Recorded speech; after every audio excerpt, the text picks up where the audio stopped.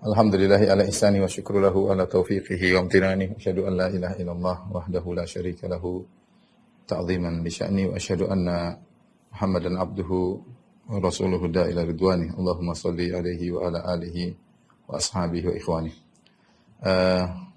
Para ikhwan dan akhwat, sahabat Darmais yang dirahmati oleh Allah Subhanahu wa taala. Kita melanjutkan bahasan kita tentang biografi para ulama, dan pada kesempatan yang bahagia ini kita akan bahas tentang biografi salah seorang dari imam madhab, itu madhab Hambali. Dialah Al-Imam Ahmad bin Hanbal rahimahullahu ta'ala, yang diberi gelar dengan Imam Ahli Sunnah.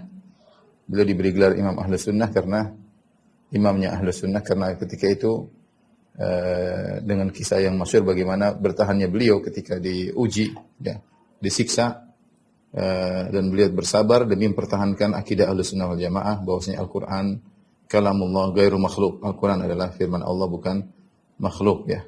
Sampai disiksa sampai 3 khalifah, dari Khalifah Al-Ma'mun, kemudian Khalifah Al-Mu'tasim, kemudian Khalifah Al-Wathiq. Baru kemudian setelah itu beliau bebas di zaman Khalifah Al-Mutawakkil. Semuanya adalah Khilafah Al-Abbasiyah. Nanti akan datang penjelasannya insyaallah taala. Beliau dikenal dengan Imam Ahli Sunnah Ahmad bin Hanbal. Beliaulah yang kemudian Imam Abul Hasan Al-Asy'ari rahimahullahu taala dalam kitabnya Al-Ibanah, ya, beliau mengatakan bahwasanya akidahku seperti akidah Ahmad bin Hanbal. Akidahku adalah seperti akidah Ahmad bin Hanbal, ya. Beliau memiliki sejarah yang sangat menarik, yang membuat kita tahu bagaimana sabarnya para ulama dalam menghadapi ujian-ujian, ya, dalam sulitnya kehidupan dunia, ya,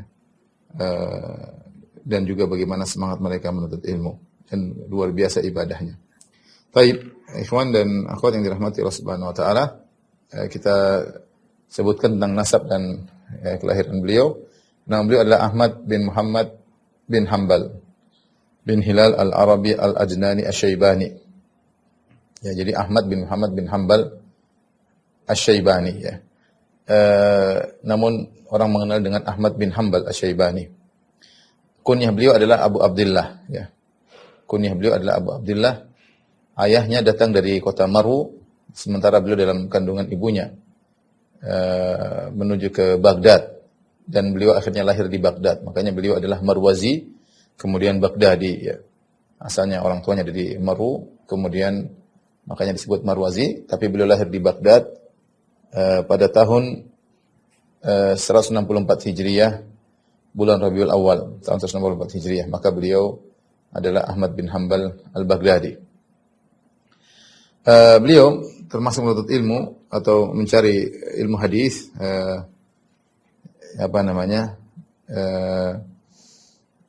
terlambat, ya. Yaitu ketika umur beliau 16 tahun baru mulai beliau mencari hadis, ya. Kemudian rihlah menuntut mencari hadis, mengumpulkan hadis dari Nabi sallallahu alaihi wasallam, belajar fikih dan yang lainnya. Maka beliau berjalan sampai ke tempat yang sangat jauh. Di antaranya beliau berjalan sampai ke negeri Yaman, ya. Dengan berjalan kaki ke negeri Yaman. Bukan apa-apa, karena tidak lain beliau tidak memiliki harta. Beliau bukanlah orang kaya, ya. Ya, beliau mencari hadis di sana, ya, sampai bertemu dengan Al-Imam Abdul Razak As-San'ani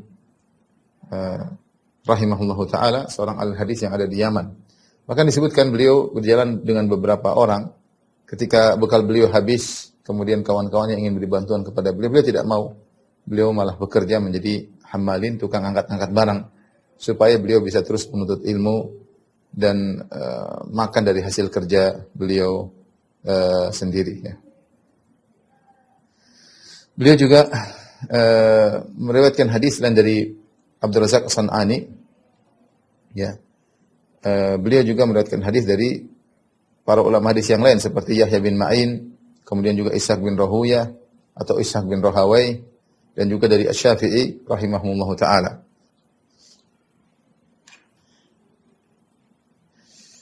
Bahkan Al-Imam Syafi'i, ya, rahimahullah. Jadi Imam Ahmad ini murid Imam Syafi'i. Tapi Imam Syafi'i juga mengambil ilmu dari Imam Ahmad. Ya. Sampai Imam Syafi'i pernah berkata, "Ya Abu Abdullah," itu kunyahnya Imam Ahmad, "Wahai Abu Abdullah, idza sahal haditsu indaka fa'alimni."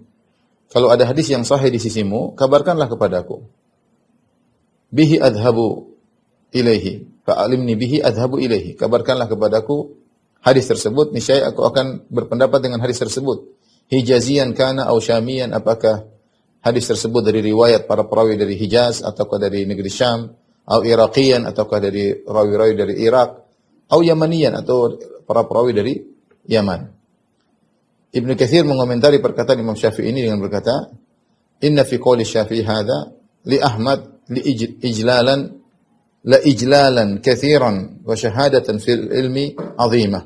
Sungguh perkataan Imam Syafi'i ini kepada Imam Ahmad, dia berkata, "Wahai Imam Ahmad, kalau kau punya hadis yang sahih, kabarkan kepadaku. Aku akan berpendapat dengan hadis tersebut. Apakah hadis tersebut dari Hijaz, perawinya dari Hijaz, yaitu Mekah Madinah, ataukah dari Syam, ya, ataukah dari Irak, ataukah dari Yaman. Aku akan berpendapat dengan hadis tersebut."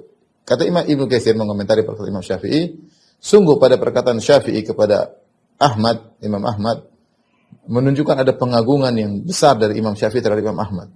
Dan juga persaksian dari Imam Syafi'i yang besar terhadap ilmunya Imam Ahmad. Ya.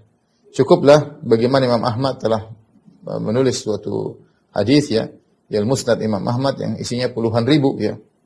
Dan itu beliau pilih dari banyak hadis, banyak sekali hadis. Ya. Sampai anaknya Abdullah pernah berkata, "Kana abi yahfadhu alfa haditsin." Ayahku menghafal 1 juta hadis. Ya. Ayahku menghafal 1 juta hadis. Maksudnya di 1 juta hadis kata para ulama, maksudnya yaitu Imam Ahmad menghafalkan hadis dengan segala jalan-jalannya. Yang kalau dikumpulkan jalan-jalan hadis tersebut, ya, sampai mencapai 1 juta hadis. Bukan hadis jumlah 1 juta, tidak. Tapi ada hadis-hadis, satu hadis bisa jadi jalannya banyak, bisa jadi puluhan, bisa jadi ratusan. Sehingga kalau dikumpulkan seluruh jalan-jalan tersebut, jalan-jalan hadis tersebut bisa sampai 1 juta hadis, dan Imam Ahmad menghafal 1 juta jalan-jalan hadis. Menunjukkan kuatnya hafalan al-Imam Ahmad rahimahullahu taala. Di antara hal yang wallahu alam membantu kuatnya hafalan Imam Ahmad, ya, bagaimana semangat beliau beramal. Beliau mengatakan, tidaklah satu hadis yang aku catat kecuali aku amalkan. Tidak satu hadis yang aku catat kecuali aku amalkan. Sampai marrabi, sampai lewat kepada aku satu hadis, anna Nabi sallallahu alaihi wasallam ihtajama wa a'ta Aba Taibata dinaran. Rasulullah SAW pernah berbekam, kemudian dia memberikan kepada hajjam, kepada tukang bekam, yaitu Abu Taibah, dikasih 1 dinar. Ya, Rasulullah pernah membayar ongkos bekam 1 dinar. 1 dinar itu kalau dikonversikan sekarang 4/4 gram emas. Maka ini berat bagi Imam Ahmad yang bukan orang kaya. Tetapi dia mengatakan, saya pun berhijamah dan saya berikan tukang bekam 1 dinar juga untuk mencontohi Nabi sallallahu alaihi wasallam. Artinya apa? Rasulullah Imam Ahmad begitu semangat menjalankan hadis-hadis Nabi sallallahu alaihi wasallam. Ya, ini mengingatkan kita bagaimana perkataan Sufyan Ats-Tsauri, "In istata'ta alla tahukka ra'saka illa bil athar faf'al." Kalau kau mampu tidak menggaruk kepalamu kecuali dengan dalil, ikuti sunnah, maka lakukanlah. Artinya segala yang ada sunnahnya berusaha kerjakan. Imam Ahmad setiap dia nyatat hadis, dia amalkan. Ini membantu dia untuk ingat dengan hadis. Demikian juga kalau kita dapatkan ilmu, kita amalkan, membantu kita untuk ingat tentang ilmu tersebut. Jadilah Imam Ahmad seorang yang sangat hebat, ya, dari sisi ilmu, dari sisi zuhud, ya. Kalau kita baca zuhudnya Imam Ahmad luar biasa, ya. Wara' beliau, ya. Kita bacakan terlebih dahulu, ya, tentang bagaimana persaksian ulama tentang Imam Ahmad. Di antaranya Imam Syafi'i rahimahullah. Imam Syafi'i saya katakan, Imam Ahmad belajar sama dia dan dia juga mengambil ilmu dari Imam Ahmad. Bahkan sebagian ulama mengatakan atau tidaklah Imam Syafi'i kalau berkata dalam satu hadis, akhbarani thiqah, telah menyampaikan kepadaku, atau haddatsani thiqah, telah menyampaikan kepadaku seorang thiqah, kecuali maksudnya adalah Imam Ahmad. Qala Imam Syafi'i rahimahullah berkata, kharajtu minal Iraq fama taraktu rajulan afdala wala a'lama wala awra'a wala atqa min Ahmad bin Hanbal. Lihat. Aku meninggalkan Irak. Imam Syafi'i kan pernah di Irak. Setelah itu dia ke Mesir. Aku tidak meninggalkan kota Irak. Aku keluar dari Irak dan tidaklah aku meninggalkan kota Irak seorang lelaki pun yang lebih afdal dan lebih berilmu, lebih wara dan lebih bertakwa dari Ahmad bin Hanbal. Jadi menurut Imam Syafi'i di Irak orang yang paling berilmu, yang paling afdal, yang paling wara, yang paling bertakwa adalah Ahmad bin Hanbal Asy-Syaibani rahimahullahu taala.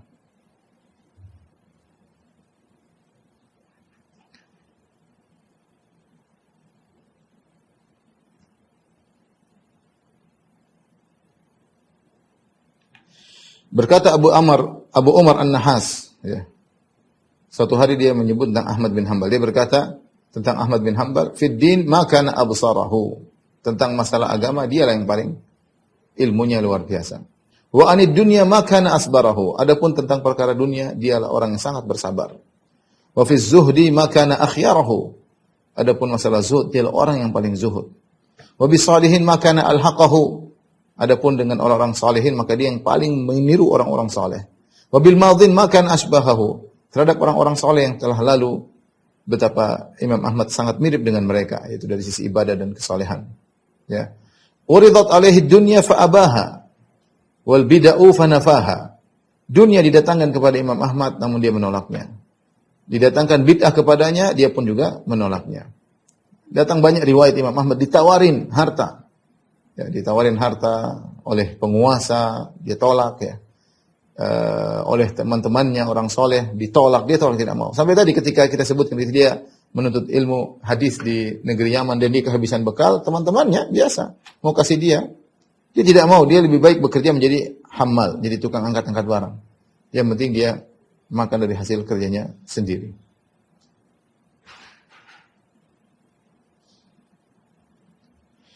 Berkata Ali bin al-Madini, Amirul Mu'minin fil hadis. Ini orang ahli hadis.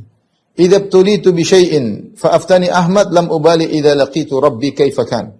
Jika aku mengalami sesuatu lalu Imam Ahmad berfatwa kepada aku, maka aku tidak peduli jika aku bertemu dengan Allah apapun yang terjadi. Yang penting yang berfatwa kepada aku Imam Ahmad. Artinya Ali bin al-Madini, seorang ahli hadis ini, beliau mengakui keilmuan Imam Ahmad.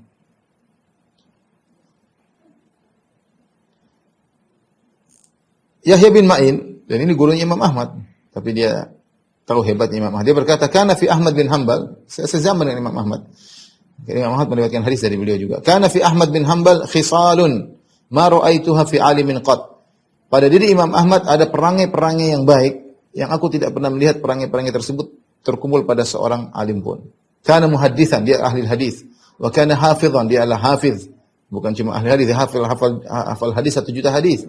Wa kana zahidan, beliau adalah orang yang sangat zuhud. Wa kana aqilan, orang yang sangat berakal.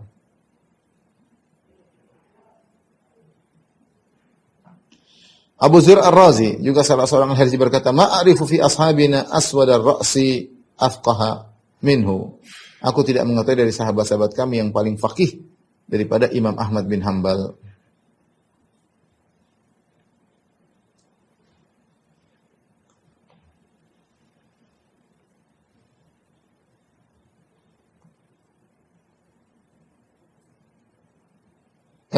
Adapun buku-buku yang beliau tulis ya, di antaranya tentunya adalah Musnad Imam Ahmad yang cetak puluhan, kalau nggak salah 50 jilid sekarang, ditahqiq 50 jilid ya, kalau saya tidak salah ingat ya, oleh Syuaib Al-Arnaud dan kawan-kawannya. Ya. Itu buku hadis yang luar biasa ya. Kemudian buku beliau di antaranya Rad al-Jahmiyah. Rad al-Jahmiyah wa Zanadiqah. Ini bantahan terhadap Ahlul Bidah, terhadap Jahmiyah dan Az-Zanadiqah.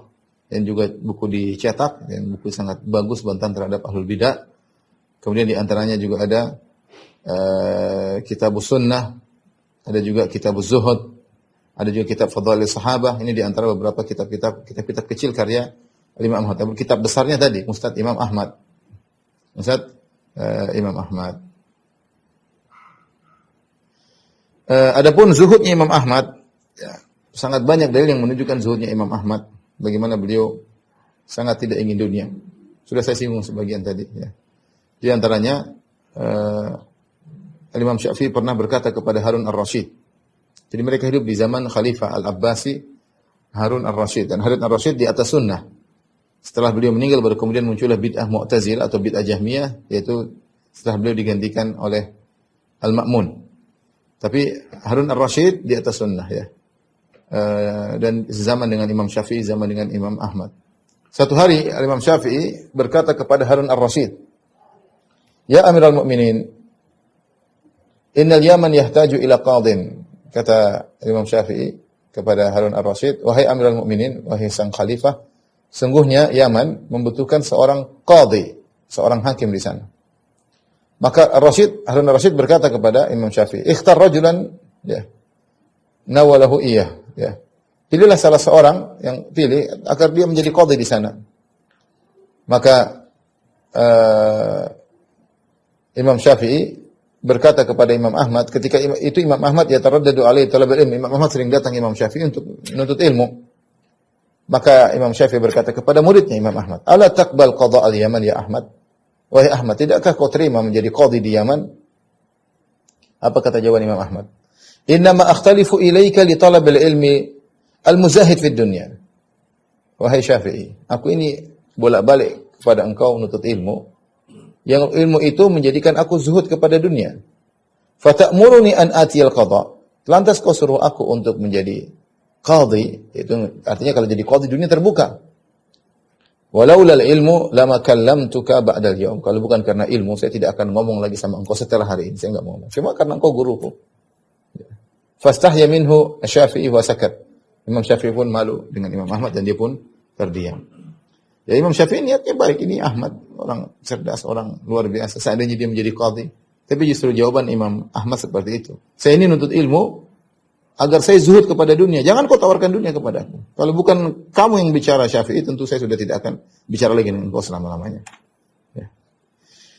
Ini menunjukkan bagaimana Imam Ahmad rahimahullahu taala ya, tidak suka dengan kekuasaan, tidak suka dengan ketenaran, dia tidak suka ya. Dia dalam suatu riwayat pernah berkata, "Ubtilitu bi syuhra." Aku dapat musibah dengan terkenal. Sampai beliau berangan-angan lewat satu jalan di Mekah, orang tidak kenal. Di Baghdad orang semua kenal beliau. Rahimahullahu ta'ala. Meskipun dia tahu bahwasanya menjadi qadhi adalah perkara yang boleh, bahkan mungkin bermanfaat. Tapi Imam Ahmad punya fikih yang sendiri. Dia tidak ingin terjun dalam keduniaan. Ya. Bahkan disebutkan Imam Ahmad pernah satu hari lapar ya, sampai 3 hari lapar karena kekurangan makanan ya. Akhirnya dia pun pinjam tepung ya dari salah seorang kawannya ya. Kemudian dia ingin memasak sendiri dari tepung tersebut. Dia utang dia memasak. Ya. Ketika keluarganya tahu Imam Ahmad kelaparan, maka mereka segera masak roti, bukan dari tepung yang dibawa oleh Imam Ahmad. Mereka bikin sendiri, ya. Kemudian mereka hidangkan kepada Imam Ahmad. Ya. Imam Ahmad kaget, ya. Kok cepat sekali ini? Ya. Ternyata adonan roti sudah ada. Kok tiba-tiba? Harusnya kan kalau tepung itu diolah dulu, baru kemudian jadi adonan, baru kemudian dikembangin. Tiba-tiba sudah siap, cepat sekali. Dia tanya, loh kenapa ini cepat sekali rotinya? Ya, mereka berkata, kami tadi sudah siapkan dan kami masak di tungkunya Saleh ya. Saleh itu anaknya Imam Ahmad ya. Dan Saleh ini kerja di pemerintahan dan dia mendapatkan gaji dari pemerintahan. Apa Imam Ahmad? Dia tidak mau makan. Subhanallah. Imam tidak mau makan. Wara ya. Ya, wara. Kenapa? Dia khawatir ada di antara uang-uang dari pemerintahan yang bermasalah. Bukannya tidak boleh, hukumnya boleh. Tapi dia tidak ingin makan sesuatu yang ada syubhat sama sekali. Ya. Sehingga lihatlah bagaimana ini anaknya sendiri. Padahal anaknya juga bekerja, ya, dapat gaji halal, ya. Tapi karena ini uang dari pemerintah, Imam Ahmad ragu. Ya, dia tidak mau makan dari hasil tersebut ya. Ini menunjukkan waraknya Imam Ahmad.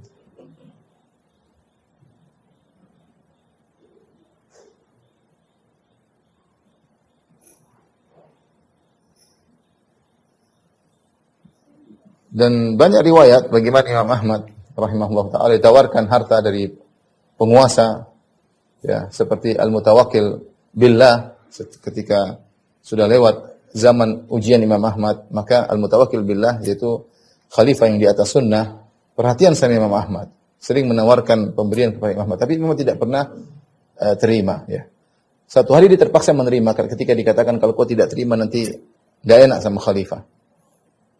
Maka dia terpaksa menerima dan semalaman dia tidak bisa tidur dan dia suruh harta tersebut semua dibagi kepada ulama yang lain, ahlul hadis yang lain, para penuntut ilmu, disuruh bagi semua, berikan si fulan sekian sampai habis dan tidak ambil sedikit pun, sepeser pun dari uang tersebut. Itulah Imam Ahmad rahimahullah taala. Bahkan beliau menolak pemberian tersebut ketika dalam kondisi sulit. Dalam kondisi sulit, ya, beliau menolak. Ada salah seorang pedagang menawarkan 10.000 dirham, ya, itu keuntungan yang dia dapatkan, dan dia berikan kepada Imam Ahmad. Imam Ahmad menjawab, nahnu fi kifayah, wa anta jazakallah khair, an qasdika khairan. Ya, wa anta jazakallahu an qasdika khairan. Kata dia, kami keluarga dalam kondisi cukup, alhamdulillah. Dan engkau semoga Allah balas kebaikanmu dengan niatmu yang baik, ya.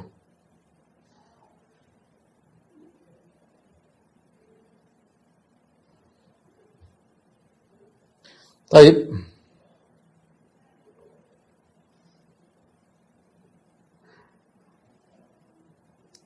Adapun di antara murid-murid Imam Ahmad adalah Al-Imam Al-Bukhari rahimahullahu taala, kemudian Al-Imam Muslim rahimahullahu taala, itu di antara murid-murid beliau, ya, yang kita kenal Abu Dawud. Ini semua ahlul hadis, Bukhari, Muslim, Abu Dawud, Ali bin Al-Madini juga murid Imam Ahmad. Kemudian di antara murid Imam Ahmad dua putranya Saleh dan Abdullah.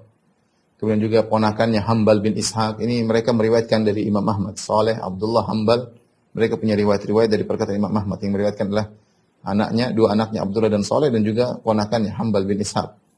Kemudian Abu Zur'a Ar-Razi juga di antara murid Imam Ahmad, ya. Kemudian Abu Hatim Ar-Razi, ya. Utsman bin Sa'id Ad-Darimi. Utsman bin Sa'id Ad-Darimi yang punya buku terkenal Ar-Rad al-Bishr al-Marrisi. Kemudian juga Rad al-Jahmiyah wa Zanadiqah. Yang buku ini sangat dibenci oleh sebagian kelompok penolak sifat, ya. Ternyata dia adalah murid dari Imam Ahmad rahimahullahu taala yang meneruskan ilmu gurunya Imam Ahmad bin Hanbal. Taib. Saya akan bacakan. Sebenarnya kalau antum ingin baca sirah atau sejarah biografi Imam Ahmad, di antara biografi yang terbaik adalah yang ditulis oleh Imam Zahabi rahimahullah taala dalam kitabnya Tarikhul Islam. Tapi tidak terlalu panjang, 80 halaman, ya. Sekitar 80 halaman. Situ beliau menjelaskan tentang biografi Imam Ahmad dengan panjang lebar. Tentu kita tidak bisa membaca seluruhnya. Baik, saya akan menjelaskan tentang akidah Imam Ahmad atau perkataan-perkataan beliau tentang sunnah Nabi Shallallahu Alaihi Wasallam.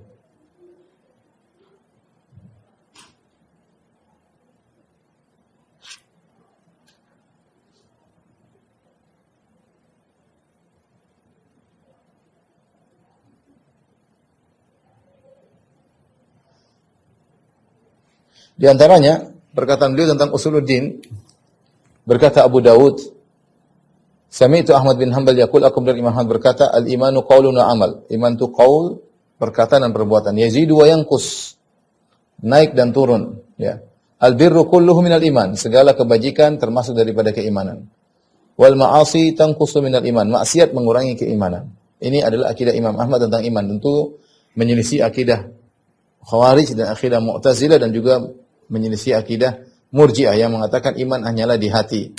Jadi Imam Ahmad menjelaskan akidah Imam Ahmad tentang iman adalah akidah Ahlussunnah. Iman itu bukan cuma di hati, tapi qaul, perkataan juga iman, perkataan yang baik tentunya, amal, perbuatan juga, salat, puasa itu termasuk iman, dan bisa naik dan bisa turun. Berbeda dengan perkataan Murji'ah yang mengatakan iman adalah satu kesatuan, tidak naik, tidak turun. Ya. Bagaimana menaikkan iman? Dengan menjalankan ketaatan. Bagaimana turunnya iman? Dengan maksiat. Ya. Kemudian juga Ishaq bin Ibrahim Al-Baghawi berkata, Sami'tu Ahmad bin Hanbal, aku mendengar Ahmad bin Hanbal, su'ila amman yaqul Al-Quran makhluk. Imam Ahmad ditanya tentang seorang yang berkata Al-Quran makhluk, maka Imam Ahmad berkata kafir. Orang ini kafir. Mengatakan Al-Quran makhluk, maka dia kafir. Demikian juga Salama bin Syabib berkata, Sami'tu Ahmad yaqul, aku mendengar Imam Ahmad berkata, man yaqulul Qur'anu makhluk fahuwa kafir. Siapa yang berkata Al-Quran itu makhluk, maka dia telah kafir. Ya, Al-Quran dimaksud apa? Al-Quran yang kita baca ini. Menurut orang-orang Mu'tazilah di zaman beliau, Al-Quran ini yang ada lafalnya, yang alif lam mim, dzalikal kitabul la raiba fihi dan seterusnya. Qul huwallahu ahad, Allahu samad. Menurut Mu'tazilah, Jahmiyah dan Mu'tazilah ini adalah makhluk. Muhammad mengatakan yang bilang Al-Quran ini makhluk maka telah kafir. Karena Al-Quran adalah kalamullah. Kalamullah adalah sifat Allah. Sifat Allah bukan makhluk. Allah zat dan sifatnya bukan makhluk. Allah zat, sifatnya bukan makhluk. Ilmu Allah bukan makhluk. Firman Allah juga bukan makhluk. Melihatnya Allah bukan makhluk. Mendengarnya Allah bukan makhluk. Allah dan seluruh sifatnya bukan makhluk. Makhluk adalah yang diciptakan oleh Allah. Yang tadi tidak ada menjadi ada, itu adalah makhluk. Dari tidak ada menjadi ada, itulah makhluk diciptakan.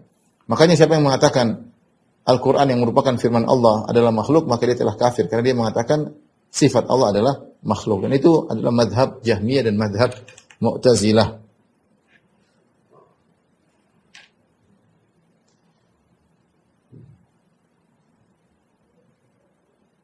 Sama di antara perkataan Imam Ahmad ya, man yaqul lafzi bil Qur'ani makhluk fa huwa jahmi, wa man yaqul lafzi bil Qur'ani ghairu makhluk fa huwa mubtadi'.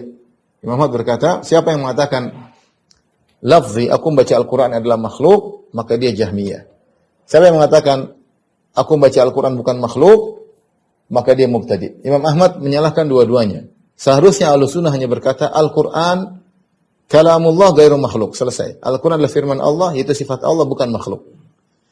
Orang-orang ahlul bidah, Jahmiyah, bikin syubhat. Bagaimana dengan kalau saya membaca Al-Quran, lafzi bil Quran. Misalnya saya baca, Alhamdulillahi Rabbil Alamin, Ar-Rahmanir Rahim. Nah ini makhluk atau bukan? Tentunya kalau ditinjau dari suara saya makhluk tentunya. Ketika saya baca, Alhamdulillahi Rabbil Alamin, suara saya makhluk. Tetapi apa yang saya baca bukan makhluk. Apa yang saya baca adalah firman Allah Subhanahu wa taala. Saya sedang menghikayatkan firman Allah Subhanahu wa taala. Sama seperti misalnya saya membaca misalnya saya meniru perkataan Nabi sallallahu alaihi wasallam. Saya mengatakan innamal a'malu binniyat. Sungguhnya amalan termasuk adalah innamal a'malu binniyat. Amalan tergantung niat. Kita tahu itu perkataan Nabi, bukan perkataan saya. Saya hanya menukil suaranya suara saya, tapi madmun kontennya adalah sabda Rasulullah sallallahu alaihi wasallam. Ya. Sabda Rasulullah sallallahu alaihi wasallam. Misalnya kalau saya menukil perkataan Imam Syafi'i. Imam Syafi'i berkata, "Idza ma kunta dza qalbin qanu'in fa anta wa malikud dunya sawa'un." Kalau kau memiliki hati yang qanaah, kau dan raja sebenarnya sama saja, sama-sama bahagia. Karena kebahagiaan adalah dengan qanaah. Saya mengucapkan dengan suara saya, tetapi kontennya adalah milik Imam Syafi'i rahimahullahu taala. Nah, ketika saya baca Al-Quran misalnya Alhamdulillahirabbil alamin, di sini orang-orang Jahmiyah bikin syubhat. Nah, itu makhluk atau bukan? Imam Ahmad mengatakan, tidak usah dijawab. Kalau kita mau jawab dengan perkataan tegas, Al-Quran kalamullah ghairu makhluk. Al-Quran itu yang kita baca ini adalah firman Allah, bukan makhluk. Adapun lafzi bil Quran tidak usah dibahas. Nah, kalau ada yang mengatakan lafzi itu ucapanku tentang Al-Quran, kalau dibilang adalah makhluk, maka itulah pendapat Jahmiyah. Kalau bilang bukan makhluk, maka ini mubtadi, karena membuat istilah baru. Karena lafzi bil Quran, ucapanku terhadap Al-Quran ini ada dua kemungkinan. Kalau yang dimaksud lafalnya, maka suaranya, yang dimaksud suaranya, maka itu makhluk. Kalau yang dimaksud adalah kontennya, maka bukan makhluk. Oleh karenanya tidak perlu dibahas, karena ini masih ambigu. Apa maksudnya lafzi bil Quran? Ucapanku, bacaanku terhadap Al-Quran adalah makhluk atau bukan, ini tidak usah dibahas karena ambigu. Ya. Karena bisa jadi yang dimaksud dan ucapanku terhadap Al-Quran, maksudnya kontennya, kalau kita bilang bukan makhluk, maka kita terjebak karena kontennya adalah firman Allah.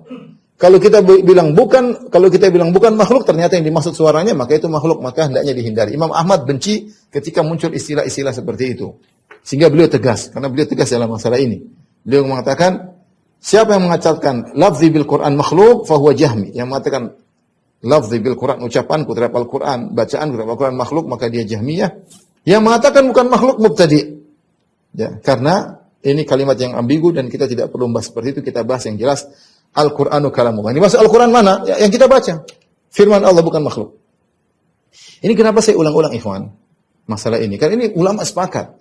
Imam Syafi'i, Imam Ahmad, dan mereka di zaman mereka bertemu dengan bid'ah Jahmiyah, bid'ah Mu'tazilah yang mengatakan Al-Qur'an yang kita baca ini makhluk. Yang jadi masalah, ini akidah disepakati oleh orang-orang Asy'ariyah. Karena orang Asy'ariyah mengatakan Al-Qur'an yang kita baca ini makhluk karena mereka meyakini Allah berbicara tanpa suara. Sehingga Allah tidak punya firman. Firman Allah itu bahasa jiwa tanpa suara, tanpa huruf. Apa yang kita baca ini adalah karangan Muhammad atau karangan Jibril. Ya. Alaihi wassalam, sehingga mereka mengatakan Al-Quran yang kita baca ini makhluk. Yang bukan makhluk adalah bahasa jiwa Allah. Istilah bahasa jiwa Allah ini tidak ada di zaman Imam Syafi'i, Imam Ahmad. Ini baru muncul di zaman Kullabiyah, belakangan. Baru kemudian diteruskan oleh mazhab Asy'ariyah. Tapi intinya, khilaf antara Imam Ahmad dengan Mu'tazilah adalah berkaitan Al-Quran yang dibaca. Bukan tentang bahasa jiwa. Perhatikan sini. Mungkin saudara-saudara kita dari Asy'ariyah untuk memperhatikan hal ini. Ya, karena khilaf antara Imam Ahmad, Imam Syafi'i dengan Jahmiyah bukan bahasa jiwa. Imam Ahmad tidak pernah bicara tentang Allah punya bahasa jiwa. Itu bid'ah yang muncul belakangan. Tidak ada bahasa jiwa. Yang ada firman Allah. Alif Lam Mim. Dzalikal kitabu la raiba fi. Itu firman Allah. Menurut Jahmiyah itu makhluk. Menurut Mu'tazilah itu makhluk. Menurut Ahlus Sunnah ini firman Allah. Sifat Allah. Tidak sedang bahas masalah bahasa jiwa. Karena orang-orang Asy'ariyah mulai melintir. Kata mereka, perkataan ulama Al-Quran yang mengatakan Al-Quran itu makhluk adalah kafir, maksudnya yang mengatakan bahasa jiwa makhluk. Ini salah. Tidak dikenal bahasa jiwa di zaman mereka ini. Ini muncul belakangan. Saya ulangi. Orang-orang Asy'ariyah sepakat dengan Mu'tazilah dan Jahmiyah mengatakan Al-Quran itu makhluk. Karena menurut mereka Allah bicara tanpa suara, sehingga Al-Quran ini hanyalah ungkapan dari konten bahasa jiwa Allah diungkap oleh Muhammad, jadilah Al-Quran. Sehingga Al-Quran ini makhluk. Sama dengan pemahaman Jahmiyah dan Mu'tazilah, meskipun dari sisi lain Mu'tazilah mengatakan, ya ini sifat Allah, tapi sifat Allah makhluk, selesai.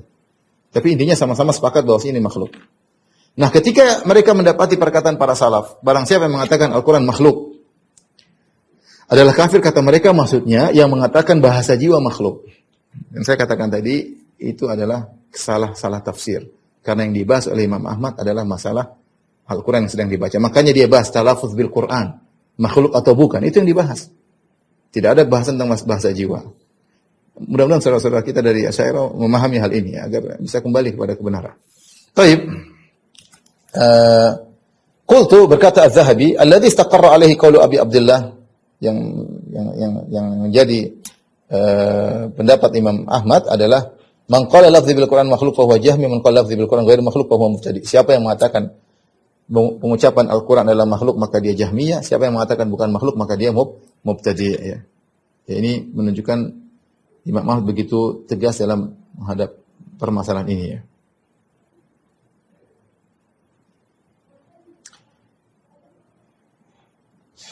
Baik. Di antara perkataan Imam Ahmad,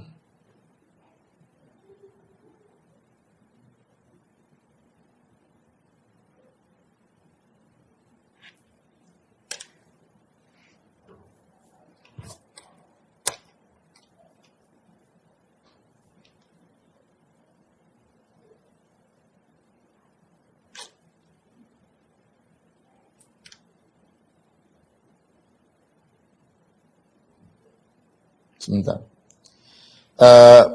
Berkata Abdullah bin Ahmad, anaknya Imam Ahmad, Abdullah bin Ahmad dalam kitabnya Ar-Rad 'alal Jahmiyah. Bukunya dicetak, kira-kira tebal segini, saya punya ada di rumah ya. Dia berkata, anaknya berkata, Sa'altu abi an qaumin yaqulun lamma kallama Allah Musa wa lam yatakallam bi sautin. Aku bertanya kepada ayahku Imam Ahmad tentang sebuah kaum yang berkata, lamma kallama Allah Musa lam yatakallam bi sautin. Ketika Allah berbicara dengan Nabi Musa, Allah bicara tanpa suara.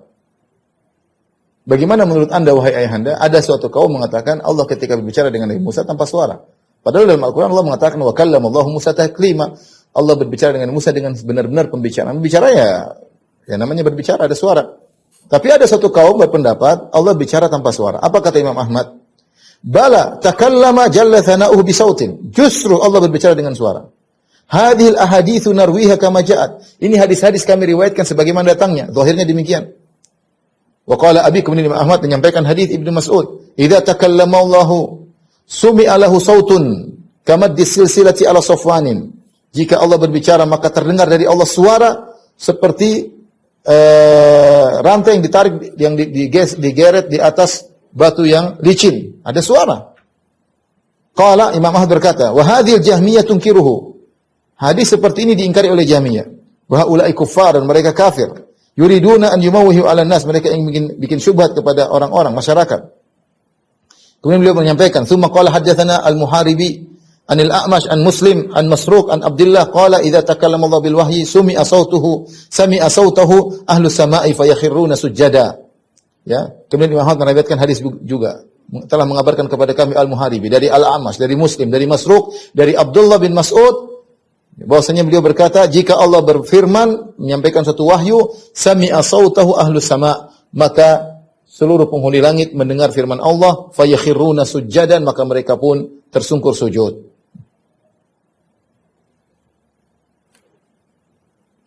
Kemudian banyak Imam Ahmad menyebutkan dalil-dalil, ya. Jadi inilah akidah Ahlussunnah wal Jamaah. Ini akidah yang diikuti oleh Al-Imam Al-Bukhari dalam kitabnya Khalqu Afalil Ibad. Imam Bukhari menyampaikan bahwasanya Allah Subhanahu wa taala berbicara dengan suara. Kemudian Imam Bukhari membawakan satu hadis. Ya, fayunadi bi sautin yasma'uhu man ba'ud kama yasma'uhu man qarub. Imam Bukhari meriwayatkan hadis bahwasanya pada hari kiamat kelak Allah berbicara menyeru dengan satu suara, yang jauh maupun dekat mendengar suara tersebut sama saja. Kemudian Imam Bukhari mengatakan ini menunjukkan bahwasanya suara Allah tidak sama dengan suara makhluk. Lihat suara makhluk, ketika malaikat berbicara di antara mereka, malaikat mendengar suara mereka, tidak terjadi apa-apa. Tapi ketika malaikat mendengar suara Allah, mereka pingsan. Imam Bukhari, muridnya Imam Ahmad, berpendapat seperti Imam Ahmad. Dan inilah, kalau antum baca Fathul Bari, Ibnu Hajar memang dia ada pemikiran Asy'ariyah, tetapi ketika bicara tentang masalah sifatul kalam, dia condong kepada pendapat Imam Ahmad. Dia nukil pendapat Imam Ahmad, dia nukil pendapat Imam Bukhari dalam masalah ini, karena ini adalah barometer pembeda antara Ahlussunnah dengan Jahmiyah. Ahlussunnah mengatakan Allah berbicara dengan suara, dengan huruf, sehingga dengan itu kita meyakini Al-Quran ini firman Allah. Makanya Al-Quran itu adalah mukjizat, tidak ada yang bisa mendatangkan semisal Al-Quran, karena dia firman Allah, bukan karangan manusia. Sementara Asy'ariyah, Jahmiyah mengatakan Allah bicara tanpa suara. Asy'ariyah mengatakan Allah bicara tanpa suara, sehingga Al-Quran bukan firman Allah Subhanahu wa taala. Tapi demikian juga masalah sifat. Qala Abdullah, berkata Abdullah anaknya Imam Ahmad, wajadtu bi khatti abi, aku dapati tulisan bapakku. Dengan khat itu tulisan ayahku, tulisan tangan. Apa tulisannya? Mimma yuhtaju bi ala Jahmiyah minal Qur'an, di antara dalil untuk mata Jahmiyah. Firman Allah, innama amru idza arada syai'an yaqul lahu kun fayakun. Bahwasanya Allah berbicara.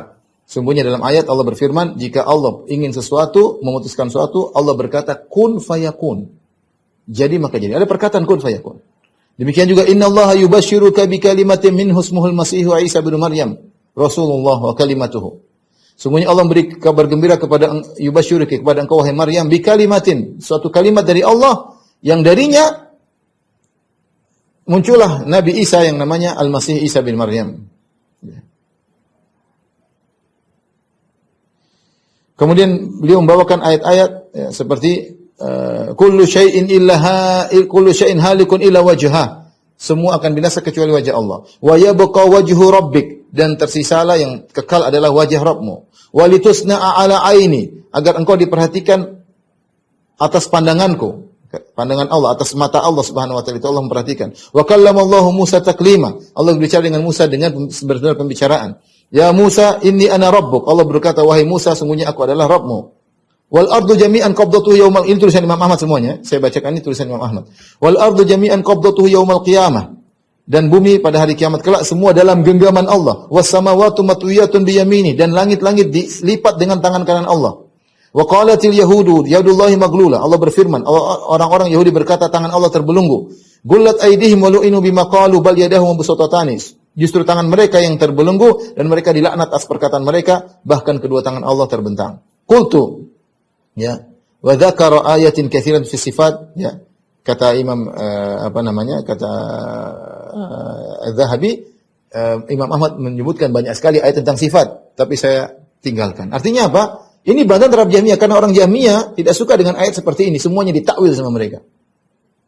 Jadi kita ini bicara tentang Imam Ahmad bukan kita pelajari fikihnya saja, bukan kita pelajari tentang zuhudnya saja, tentang ibadahnya, akidah yang lebih penting. Imam Ahmad ini justru bersabar karena membela akidah. Imam Ahmad ini rela disiksa, dicambuk karena membela akidah. Kemudian juga di antara perkataan Imam Ahmad tentang akidah, berkata Ya'qub bin Ishaq, Sami'tu Ahmad bin Hanbal su'ila anil tafdhil. Imam Ahmad pernah ditanya tentang mana yang lebih utama. Ya. Utsman atau Ali. Maka faqala ala hadis Ibnu Umar, Abu Bakar wa Umar Utsman. Imam Ahmad mengatakan yang lebih utama adalah Abu Bakar, kemudian Umar, kemudian Utsman, baru kemudian Ali.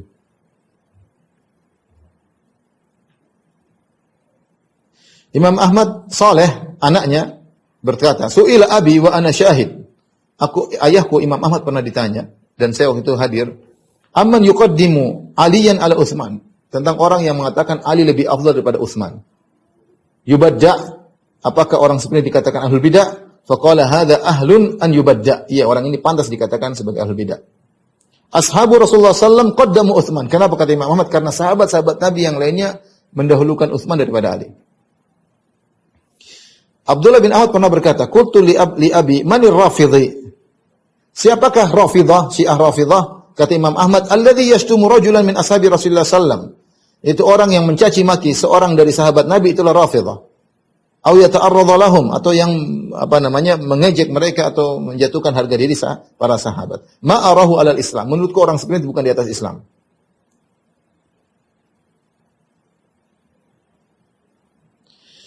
Kemudian juga Abu Bakar Al-Marruzi berkata, qila li Abi Abdullah wa nahnu bil askar. Imam Ahmad ditanya, dan itu kami sedang dalam pasukan. Wa qad ja'a ba'dhu rusulil khalifah. Sebagian utusan khalifah bertanya, ya Aba Abdullah, wahai Imam Ahmad, ma taqulu fi ma kana baina Ali wa Muawiyah? Menurutmu bagaimana tentang peristiwa yang terjadi pertikaian antara Ali dan Muawiyah radhiyallahu anhuma? Imam Ahmad berkata, ma aqulu fihim ilal husna. Aku tidak berbicara tentang mereka kecuali dengan yang terbaik, kebaikan. Imam Ahmad tidak mencaci maki Muawiyah, apalagi Ali bin Abi Thalib radhiyallahu taala anhu, ya. Kemudian juga, ya, Al-Marruzi berkata, Sami'tu Abu Abdullah, aku mendengar Imam Ahmad berkata, man ta'atal kalama la yuflih. Siapa yang belajar ilmu filsafat, dia tidak akan beruntung. Maksudnya filsafat tentang Tuhan. Kalau filsafat tentang sosial, tentang politik, tentang biologi, kimia, fisika, silakan. Ini maksudnya filsafat tentang Tuhan. Man ta'atal kalama la yuflih. Siapa yang belajar ilmu filsafat tidak akan beruntung. Man ta'atal kalama lam yakhlu min an yatajaham. Siapa yang belajar ilmu filsafat, dia akan jadi Jahmiyah. Dia akan jadi Jahmiyah. Ya akhi, kita hidup cuma sekali. Jangan spekulasi masalah akidah. Allah sudah sebutkan tentang sifat-sifat Allah, kemudian kita tolak, oh bukan gini maksudnya, oh ini bukan begini maksudnya, oh maksudnya begini. Itu berarti kita tidak terima. Menurut kita Allah bicara seperti tidak masuk akal. Sehingga kita harus takwil. Enggak. Kita hidup sekali, kita ikuti akidahnya Imam Ahmad bin Hanbal, akidahnya Imam Syafi'i, akidahnya Imam Malik. Kita ikuti akidah mereka. Jangan cuma ikuti fikihnya doang. Ini akidah Imam Ahmad. Bacalah dan pelajarilah. Kata Imam Ahmad bin Hanbal, lastu atakallam illa ma kana min kitabin aw sunnatin aw anis sahaba wa tabi'in. Wa amma ghairu dzalika fal kalamu fi ghairu mahmud. Aku tidak berbicara tentang agama kecuali dari Al-Qur'an ataupun sunnah atau dari sahabat atau dari tabi'in, adapun selain dari mereka maka perkataan yang tidak terpuji.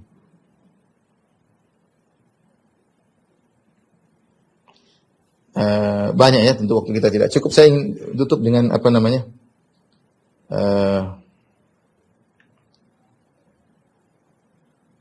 mihnah Imam Ahmad. Istri-istri beliau, anak-anak beliau, ini panjang lagi.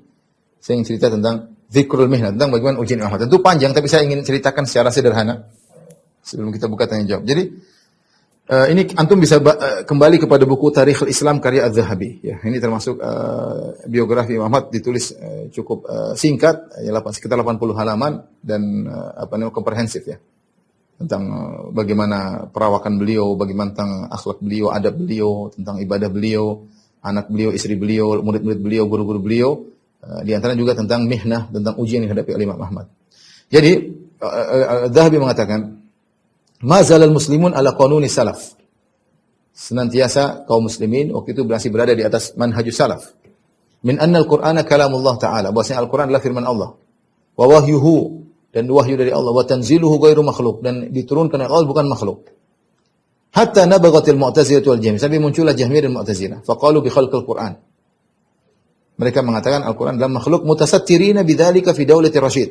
Karena Harun ar-Rasyid masih di atas sunnah, mereka sembunyi-sembunyi. Ya. Maka diriwayatkan dari Muhammad bin Nuh. Muhammad bin Nuh nanti orang yang termasuk bertahan bersama Imam Ahmad yang mengatakan Al-Qur'an adalah bukan makhluk, Al-Quran adalah kalamullah, dan dia akhirnya meninggal. Nanti Muhammad bin Nuh, ulama juga.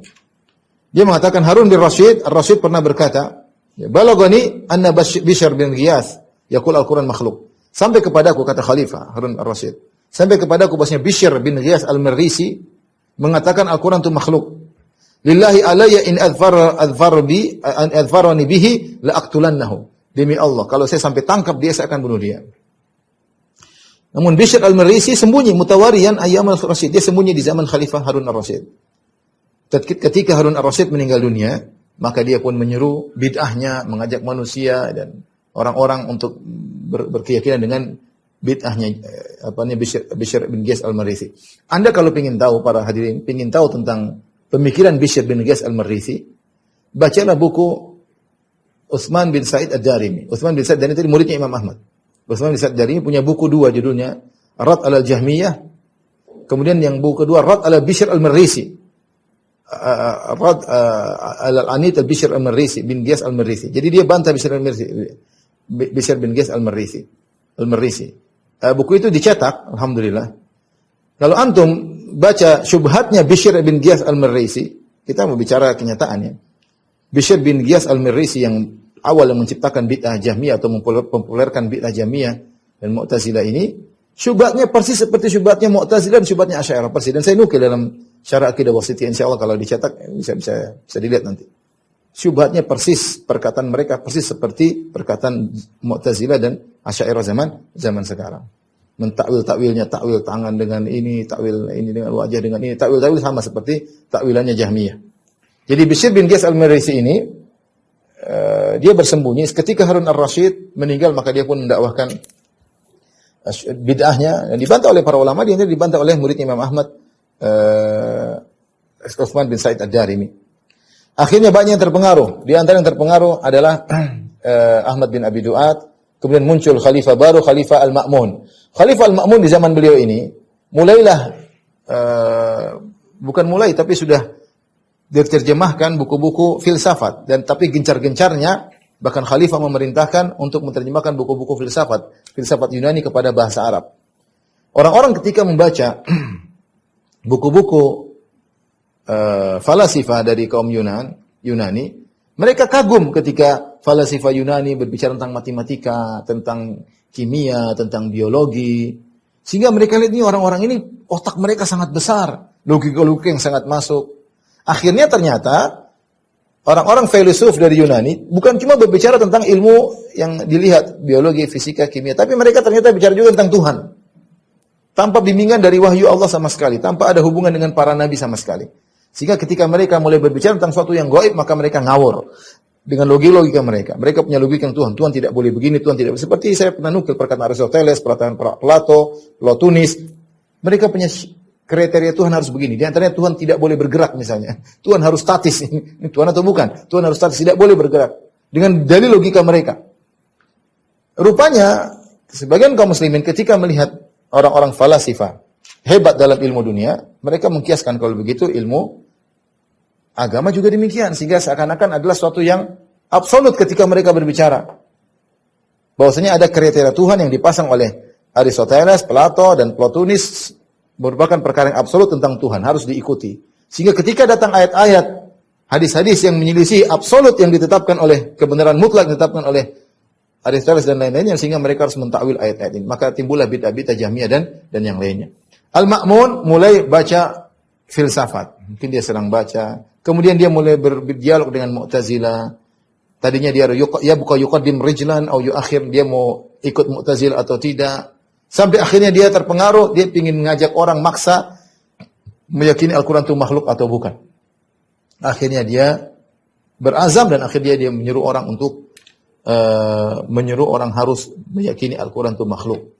Maka semua ulama dipanggil ketika itu. Semua ulama dipanggil, dipaksa. Kalau tidak mengucapkan al-Quran makhluk, ada yang mau dibunuh, ada yang mau ini, ada yang mau disiksa, ada yang mau diputus. Semuanya terpaksa akhirnya nurut kecuali dua orang alim yang tidak mau, yaitu Ahmad bin Hanbal dan Muhammad bin Nuh. Dua orang tidak mau. Akhirnya mereka ditangkap, mereka dibelenggu, dan mereka kemudian dibawa berpindah ke tempat sini, ke sana, kemari, sampai akhirnya mereka di tengah perjalanan, tiba-tiba ada seorang Arab Badui menghadang rombongan mereka. Arab Badui bertanya, "Ayyukum Ahmad bin Hanbal?" Siapa di antara kalian Ahmad bin Hanbal? Maka dikatakan, "Ini Ahmad bin Hanbal." Maka dia berkata, "Ala rislik, sebentar wahai pembawa onta, sebentar, saya mau bicara." Kemudian dia berkata kepada Imam Ahmad, "Ya Arab Badui, ya hadza ma 'alaika an tuqtal ha huna wa tadkhul jannah." Wahai fulan, wahai Ahmad bin Hanbal, kau tinggal mati masuk surga. Ya. Astaudiukallah, aku menitipkan engkau kepada Allah Subhanahu wa taala. Siapa orang tersebut? Ada yang mengatakan Jabir bin Amir. Ya, dia mengingatkan Imam Ahmad. Dalam riwayat itu mengatakan, wahai Ahmad, ingat di belakangmu banyak orang. Kalau kau salah ngomong, orang akan ikut. Hati-hati Ahmad, dia ingatkan. Kata Imam Ahmad, perkataan orang Arab Badui tadi membuat saya semakin tegar untuk bertahan. Ya. Dia berkata, dalam riwayat dia berkata, "Ya Ahmad, in yaktulka al-haq mutta syahidan." Kalau kau ternyata meninggal gara-gara membela kebenaran, kau meninggal mati syahid. Wa in ishta hamidan. Kalau kau pun sempat hidup gara-gara membela kebenaran, kau akan hidup dengan mulia. Kata Imam Ahmad, fa qawiya qalbi, maka hatiku semakin kuat. Ketika dalam perjalanan menuju Khalifah Al-Ma'mun, ternyata sampai kabar Khalifah Al-Ma'mun mengutus utusannya menyampaikan kepada Ahmad, wahai Ahmad, hendaknya kau mengatakan Al-Quran makhluk, kalau tidak saya akan bunuh engkau. Sebelum Imam Ahmad berdoa, ya Allah, ya, selamatkan aku. Ketika mau sampai ke Khalifah Al-Ma'mun, ternyata Khalifah Al-Ma'mun meninggal dunia, tidak sempat membunuh Imam Ahmad. Ya. Imam Ahmad berkata, da'autullah alla yajma' baini wa bainal ma'mun. Aku berdoa kepada Allah agar tidak bertemu dengan Al-Ma'mun. Dan akhirnya Al-Ma'mun meninggal dunia. Ya. Dia meninggal. Ya. Kemudian sampailah kepada di baiatlah Mu'tasim. Mu'tasim pengganti Al-Ma'mun. Ini khalifah kedua yang kemudian di zaman Al-Mu'tasim inilah kemudian Imam Ahmad disiksa. Ya. Di zaman Ma'mun dia dibelenggu besi, kemudian dibawa safar kemana kemari, ya. Tentu adalah hal yang menyakitkan, ya. Maka Al-Mu'tasim, ya, terpengaruh dengan Ahmad bin Abi Du'ad, tokoh Mu'tazilah. Maka Al-Mu'tasim memanggil Imam Ahmad. Kemudian akhirnya Imam Ahmad disuruh berdialog dengan tokoh-tokoh Mu'tazilah. Datang 2 orang debat sama Imam Ahmad, datang 2 orang lagi, sampai berhari-hari, sampai 3 hari. 3 hari. Tetap Ahmad dalam kondisi terbelenggu. Dan kalau antum bisa baca bagaimana debat Imam Ahmad debat. Mereka bilang gini, Imam Ahmad jawab begini. Mereka bilang gini, Imam Ahmad jawab begini. Imam Ahmad menunjukkan cerdasnya Imam Ahmad. Bukan cuma hafal hadis, tapi dia cerdas. Dan Imam Zahabi menukil debat Imam Ahmad dengan mereka. Bagaimana Imam Ahmad begitu cerdas dalam menjawab syubhat-syubhat mereka. Sampai setelah 3 hari, Imam Ahmad tidak bisa kalah dalam perdebatan, tetap bersikeras Al-Quran itu adalah firman Allah, bukan makhluk. Jadi Imam Ahmad mengatakan, saya tidak mau berbicara kecuali Al-Quran dan hadis. Ya. Akhirnya Mu'tasim pun marah, kemudian didatangkan, kemudian didudukkan. Imam Ahmad ketika itu di salah satu bajunya ada kantongnya, di situ dia simpan rambut Nabi SAW, kalau tidak salah 3 helai. Ya, 3 helai. Kemudian kata mereka, ada apa di kantongmu? Kata Imam Ahmad, ada rambut Nabi SAW. Akhirnya dibukalah baju Imam Ahmad. Imam Ahmad menyangka bajunya itu dibuka karena ada rambut. Ternyata tidak, karena dia ingin dicambuk. Mulailah kemudian dicambuk berhari-hari. Dicambuk, puluhan cambukan, sampai beliau pingsan. Sampai Mu'tasim datang. Mu'tasim sebenarnya kata Imam Ahmad, dia sebenarnya kasihan Imam Ahmad. Dia mengatakan, Imam Ahmad, sudahlah, kau ngomong aja sedikit saja. Yang penting kau ngomong setuju sedikit, sudah kau akan selamat. Tapi Mu'tasim datang kepada Imam Ahmad. Ngomong tidak.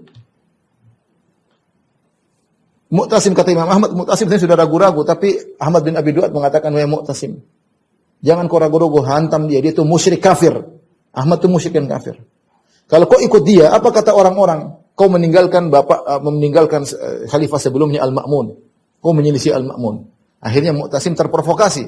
Dia bilang cambuk lagi. Cambuk, dicambuk, saya pingsan dengan Ahmad. Besoknya dihadirkan lagi, dicambuk lagi. Dicambuk. Suruh mengatakan Al-Quran mahli. Imam Ahmad tidak mau. Dalam suatu kondisi, jadi Muhammad dicambuk sampai dagingnya lepas. Ya. Sampai kalau masukin jari bisa. Tangannya, badannya, semua dicambuk. Ya. Sampai suatu hari Imam Ahmad dicambuk, kemudian talinya lepas. Ikatan celananya lepas. Bajunya sudah nggak ada. Ikatan lepas. Sampai lepas, sampai disebutkan sampai pada anak. Sampai turunlah celananya. Sudah kelihatan sebagian bulu yang ada di perutnya. Artinya sudah dekat bulu kemaluan. Maka orang yang melihat Imam Ahmad disiksa, dia pun memandang ke langit. Antum bisa baca, dia memandang ke langit. Kemudian mulutnya berkata-kata. Dia sudah tidak bisa memandang, tapi dia matanya melihat ke atas, ke langit. Kemudian dia sudah lemas. Kemudian dia berucap sebagian kata-kata. Tiba-tiba celananya naik lagi, terikat lagi. Ketika Imam Ahmad sudah selesai disiksa, ditanya, apa yang kau baca? Dia bilang, ya Allah, jangan kau buka auratku. Akhirnya, kalau apa yang aku bela ini adalah kebenaran darimu, ya Allah, jangan kau buka auratku. Akhirnya celananya terikat kembali. Disiksa. Berhari-hari disiksa. Demikian Imam Ahmad. Dan dia tetap bertahan. Tidak mau berubah pikiran. Sampai akhirnya Al-Mu'tasim meninggal dunia. Setelah Mu'tasim meninggal dunia, kemudian di zaman Al-Wasik. Zaman Al-Wasik, Imam Al-Wasik mengatakan, jangan, wahai Ahmad, dia tidak disiksa, tapi dia mengatakan, jangan kau tinggal di tanah yang aku ada berada di situ. Disuruh pergi. Imam Ahmad disuruh pergi meninggalkan rumahnya. Pergi luar kota, kemana, yang penting jangan sampai engkau bersama aku di negeri ini. Ya. Al-Wasik tidak sejahat Mu'tasim. Ya. Tetapi ya, disebutkan sebab kenapa Al-Wasik tidak sejahat Mu'tasim, karena sempat terjadi dialog antara Ahmad bin Hanbal dengan Ahmad bin Abi Du'ad di hadapan Al-Wasik. Dan dia lihat Imam Ahmad punya hujah yang kuat sehingga dia tidak begitu sangar seperti Al-Mu'tasim. Ya. Ketika debat antara Ahmad bin Abi Du'ad dengan Ahmad bin Hanbal, ini Ahmad Mu'tazilah dan Ahmad Ahlus Sunnah, ya. Dan ini kisahnya menarik sebenarnya, ya. Intinya Imam Ahmad disuruh oleh Ahmad bin Abi Du'ad untuk berdialog. Kata Imam Ahmad, wahai Ahmad bin Abi Du'ad, kesimpulan dari dialog tersebut dia mengatakan, apa yang kau seru ini? Al-Quran adalah makhluk. Apakah pernah disuruhkan oleh Rasulullah SAW? Tidak. Terus Imam Ahmad bertanya lagi, kalau Rasulullah SAW tidak pernah menyuruh orang-orang untuk meyakini Al-Quran itu makhluk, apakah Abu Bakar pernah menyuruh masyarakat untuk berkeyakinan demikian? Kata Ibnu Du'ad, tidak. Kalau Abu Bakar tidak, apakah Umar pernah menyuruh masyarakat untuk meyakini Al-Quran itu makhluk? Tidak juga. Apakah Utsman, apakah Ali pernah menyeru kepada masyarakat untuk mengatakan Al-Quran itu makhluk? Tidak. Kalau begitu,